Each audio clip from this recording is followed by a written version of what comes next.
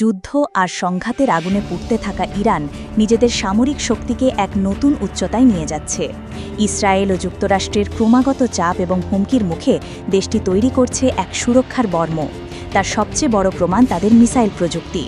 গত জুনে ইসরায়েলের সঙ্গে সংঘাতে ইরানি ক্ষেপণাস্ত্রের কার্যকারিতা গোটা বিশ্বকে তাক লাগিয়ে দেয়।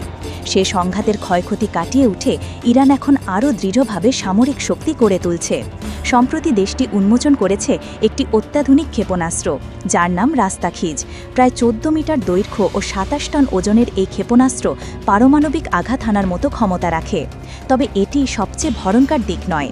এর ইলেকট্রোম্যাগনেটিক পালস প্রযুক্তি মুহূর্তের মধ্যে 80 বর্গ কিলোমিটার এলাকা জুড়ে বিদ্যুৎ কেন্দ্র, যোগাযোগ ব্যবস্থা, এমনকি শত্রুপক্ষের বিমান প্রতিরক্ষা ব্যবস্থাকে সম্পূর্ণ অকার্যকর করে দিতে পারে। অর্থাৎ শত্রু বুঝে ওঠার আগেই তাদের প্রতিরক্ষা ভেঙে পড়তে বাধ্য হবে। গত জুনে ইসরায়েলের হামলায় ইরানের অস্ত্রভাণ্ডার ক্ষতিগ্রস্ত করার চেষ্টা হলেও বাস্তবে বেশিরভাগ ভাণ্ডার অক্ষত রয়েছে।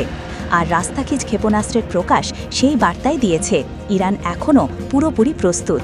দেশটি স্পষ্ট জানিয়ে দিয়েছে তাদের পারমাণবিক কর্মসূচি রুখতে নতুন করে হামলার চেষ্টা করা হলে জবাব আরও ভয়ঙ্কর হবে। তেহরান জানিয়েছে তাদের ক্ষেপণাস্ত্রের বেশিরভাগই এখনও ব্যবহার করা হয়নি। পাশাপাশি আকাশ প্রতিরক্ষা ব্যবস্থাও দ্রুত উন্নত করা হচ্ছে।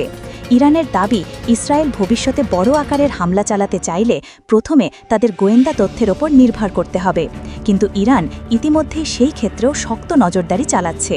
তবে বিশ্লেষকদের মতে মধ্যপ্রাচ্যের বর্তমান পরিস্থিতি অত্যন্ত অস্থিতিশীল।